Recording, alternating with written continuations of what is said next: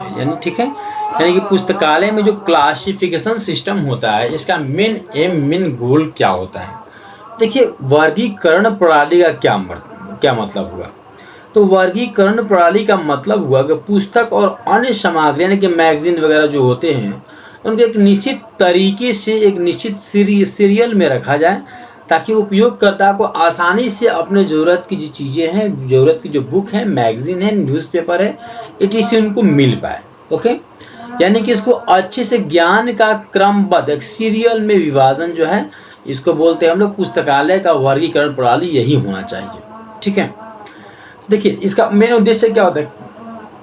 इसका मेन उद्देश्य होता है कि विषय के अनुसार पुस्तकों को एक निश्चित सीरियल में रखा जाए, ताकि आसानी से इनको कभी भी खोजा जा सके, ढूंढा जा सके।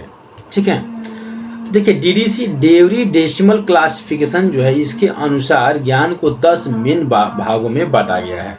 यानी कि डीडीसी के अनुसार इसको 10 पार्ट में बांटा गया है।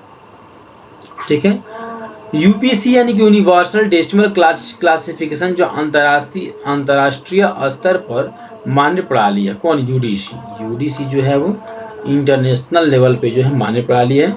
और कोलन क्लासिफिकेशन जो है वो डॉक्टर एसा रंगनाथन के द्वारा विकसित किया गया, जो कि भारत में बहुत ही ज्यादा इंपॉर्टेंट है। कौन? कोलन क्लासिफिकेशन, जिसका यूज है जो भारत में ही होता है, भारत में महत्वपूर्ण है। और इसको जो है कौन विकसित किया? डॉक्टर एसा रंगनाथन ने विकसित कौन किया? Doctor S R Ranganathan. Okay, चलिए ठीक है। अब देखिए, वर्गीकरण का उद्देश्य पुस्तकों की संख्या को बढ़ाना बिल्कुल भी नहीं है। ओके, और बल्कि क्या है इसका उद्देश्य? तो मौजूदा पुस्तक को एक सीरियल से ढंग से रखना होता है। ओके, तो संग्रह का विस्तार बिल्कुल भी नहीं है। ऑप्शन भी है क्या? व्यवस्था बनाना, किसी भी चीज को एक निश्चित क्रम में रखना।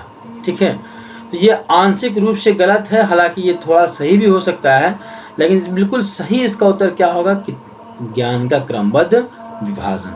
और सिर्फ संरक्षण करना, ये भी जो है इसका सही उत्तर नहीं होगा। ठीक है, चलिए आगे की ओर बढ़ते हैं। पुस्तकालय का संस्थापक कौन कहलाते हैं? देखिए, पुस्तकालय के संस्थापक इसको बोलते हैं, तो हम जानते हैं डॉक्टर एसा रंगनाथन, इसको लोग पुस्तकालय का संस्थापक बोलते हैं। पुस्तकालय की सबसे पहली आवश्यकता क्या होती है? देखिए, पुस्तकालय की किसी भी लाइब्रेरी की सबसे पहली जो नीड होती है